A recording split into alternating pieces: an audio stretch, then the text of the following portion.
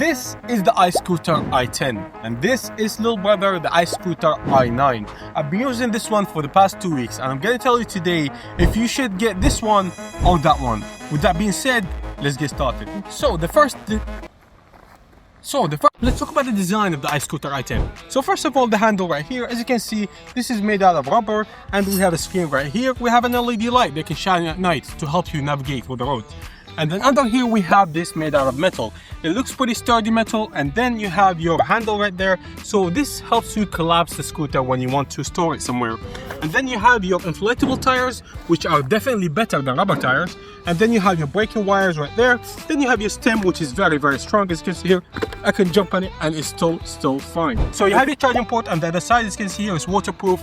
Don't leave it open when you drive. If water gets in there, it's gonna ruin the scooter. Alright, so the first difference is the design. Of course, one of them is more expensive and one of them is cheaper. But let's look at the design. So first thing first is the handles. As you can see here, the handle is so much longer than the other one.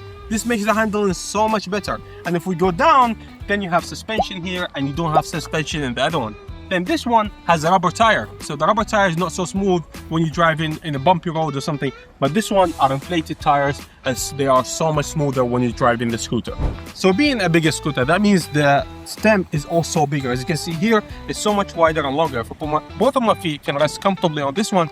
But the other one, as you can see, it's a bit narrow and not enough space for both of my feet. That only means that the iScooter i10 is more comfortable if you have bigger feet and if you're willing to spend more to get a more comfortable ride and a smoother one. So before we take them for a ride, we want to see if they fit in a standard size sedan. So my car is right there. We're going to try to put them at the back of the car to see if they fit. Maybe you want to take them around the country, you don't know. So first with the i9, it's so easy to pick up. As you can see here, it's light and small and easily fits in the car, as you can see. Now with the big boy, the i10, does it really fit in my car? First, you're gonna collapse it from this handle right here. So you collapse it like this and smaller. It's definitely heavier to pick up. Let's see if it fits in the car. It's so much harder to get inside the car. Maybe if you have an SUV, then you're gonna fit in the car. But with my car, it's very, very hard to fit. So the iScooter i10 has a 500 watt motor. It peaks at 700 watts when you use it in power mode. So let's take it for a drive. Woo! So that's definitely a jump from the iScooter i9, which has 350 watts motor. So about top speed, the iScooter i9 tops up at 25 kilometers. The iScooter i10 tops up at the same speed. But because of the bigger motor, your acceleration is so much faster. And also keeping up the speed up the hill is so much better with the iScooter i10. So here is your screen. As you can see here, it shows you if your LED is on, your battery level, your driving mode that you can switch with the double tap. And then you have your top speed here. So if I carry it, as you can see here, I'm going to show you the speed. And there is 10 on eco mode. On drive mode, it's 15.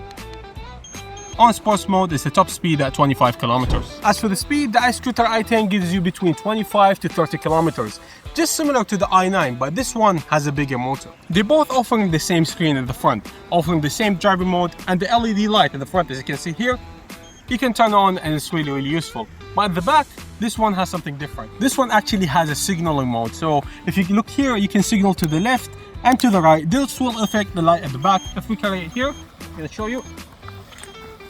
And now it's signaling to the left.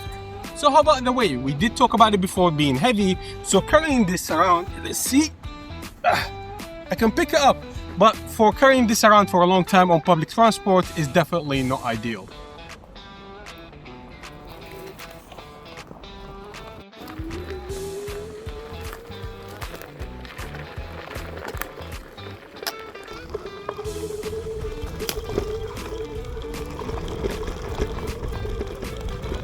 So after using the iScooter i10 Plus for 2 weeks, it does definitely deliver on the smoothness of the ride and the daily commute is perfect. For the price being $429, it definitely delivers and exceeds the expectations for this price. However, nothing is perfect. Keep in mind the scooter is a bit heavier than the i9 and also it's a bit hard to fit it in a standard sedan car. So the iScooter i9 and iScooter i10 definitely both deliver on their price range.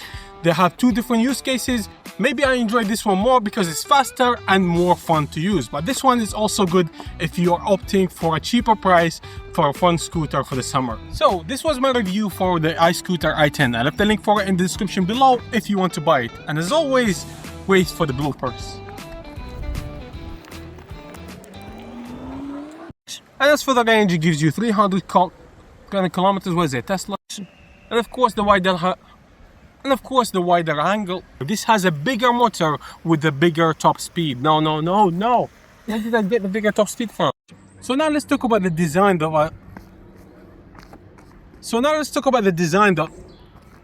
You see here is this pod here. A pod? What is the fuck is a pod, man?